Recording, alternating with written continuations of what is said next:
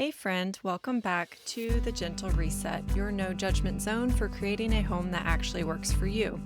I'm Allison, ADHD home and systems coach, former occupational therapist, and mom of two, and I'm so glad you're here. Last week in episode 23, we talked about the quiet drift and how homes can slowly fall off track without any big obvious moment. And once you notice the drift, the next question usually is, okay, but where do I even start? That's exactly what we're talking about today. Let's take one simple step together. Here's your weekly 3, a mind hack, a home hack, and a personal highlight to help your home feel lighter, more functional, and easier to maintain. Today, you'll hear how to decide which space to reset first, how to tell the difference between a space that just needs a quick reset versus deeper support, and why certain rooms act as anchor spaces that change everything else.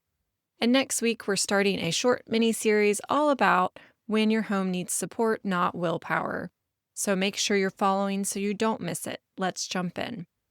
Here's your mindset shift I want you to hear today. Not all mess is created equal. Some rooms feel heavier than others, emotionally, mentally, even physically. And especially if you have ADHD, certain spaces can drain your energy fast because you feel this more intensely. The constant visual clutter, unfinished tasks, and friction. You may notice you're so distracted by the clutter that you can't even focus in that room. You feel completely paralyzed that you can't even get started. Your nervous system is overloaded, even when it may not look that bad. So a space can technically be tidied but still feel heavy. And that's why starting where things look the messiest doesn't always work. The goal isn't to start where the clutter is the worst. It is to start where relief will be felt the fastest. Feeling stuck doesn't mean anything is wrong with you.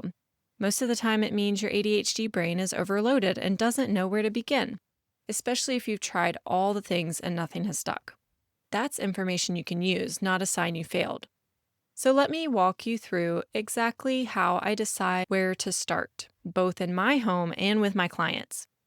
It's not a formal process, it's just me paying attention to what's not working. I ask 3 simple questions. First, which space do you avoid the most? This is the one you walk past quickly and try to ignore, the one you shut the door on, the one you tell yourself, I'll deal with that later.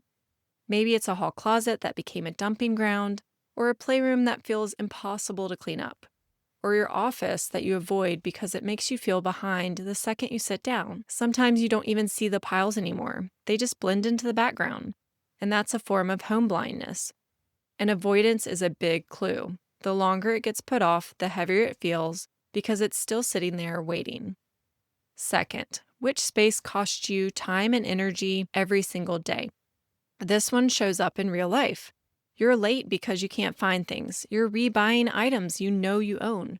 You're frustrated first thing in the morning because the flow just isn't there.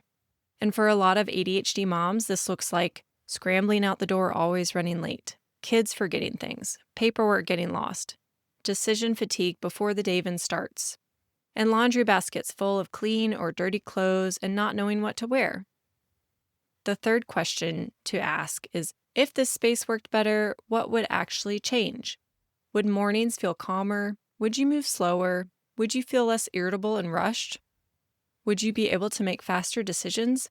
Everything would have a home and you would know exactly where things are. This is how I identify what I call an anchor space. An anchor space is the area that quietly affects everything else. And when it's off, your whole home feels harder, more frustrating, and lacking flow. And when it works, momentum follows. And that's where we start because it brings relief the fastest. Let me make this more real with an example from my own home. For me, my anchor space is my kitchen, flowing into our home entry or drop zone. When those spaces are off, I feel it immediately. I feel rushed, I feel behind, I'm more irritable, and I start my day already exhausted. When the counters are cluttered, backpacks don't have a home, shoes are everywhere, papers are floating around, my nervous system is already on edge before breakfast.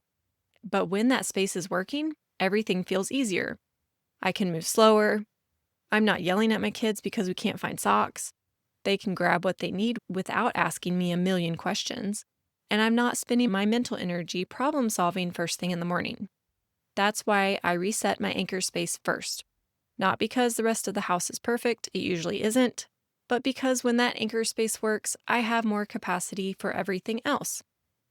That one reset gives me momentum, and it reminds me that my home doesn't need to be spotless. It just needs to be functional and support me and my family. Now, here's the important part. Sometimes a reset is enough, and sometimes it's not. If you reset a space and it feels better, but then it falls apart again and again, that's not a lack of organization or a motivation problem. It usually means one of three things.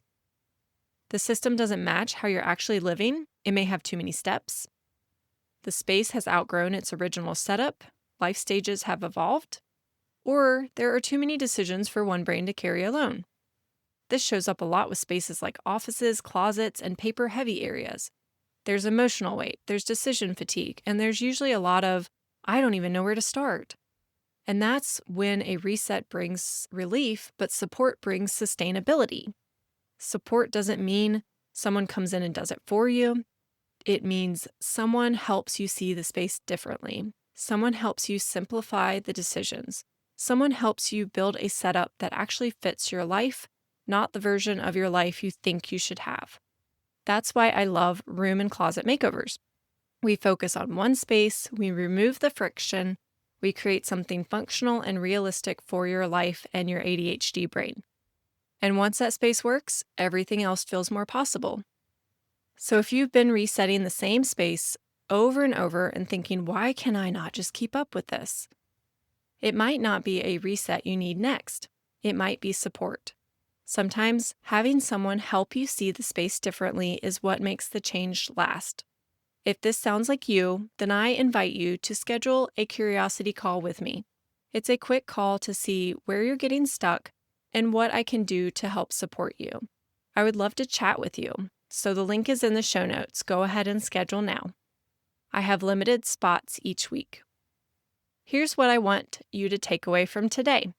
Not all spaces carry the same weight. Some affect your energy, focus, and mood more than others. The best place to start is where relief will be felt the fastest, not where things look the worst. Anchor spaces create momentum when they work. And if a space keeps falling apart, it doesn't mean you're failing. It may be asking for deeper support. A reset can bring relief. Support is what helps it stick. Well, that's it for today, friend. If you can relate to this episode, then other ADHD women could too. Will you share it with a friend? I truly appreciate your support in listening to this podcast. Remember, one small shift at a time creates momentum. You're doing better than you think, and I'm so proud of you. See you next week on The Gentle Reset for another weekly 3.